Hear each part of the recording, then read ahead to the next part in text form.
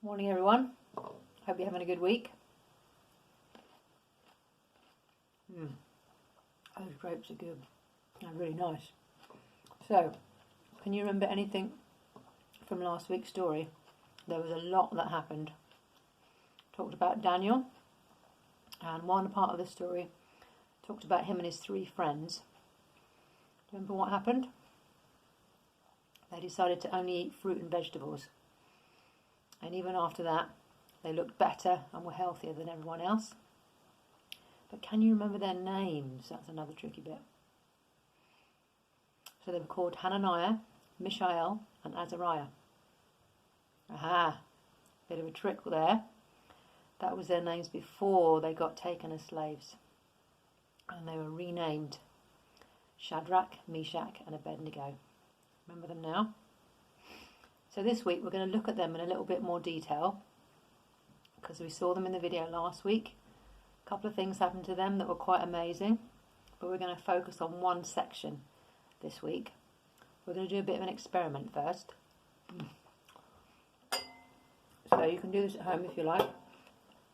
I've got 3 glasses here and a can of Coke. I'm going to put some Coke in the first one. Let that fizz a bit. I've got some water. Put some of that in that one. And then the last one, I've got some vinegar. So if we pop that in there.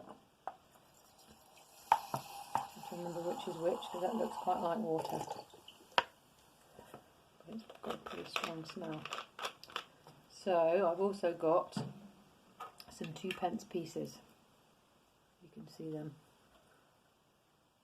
They're quite mucky, I guess. Not very shiny. So I'm going to put one in the Coke,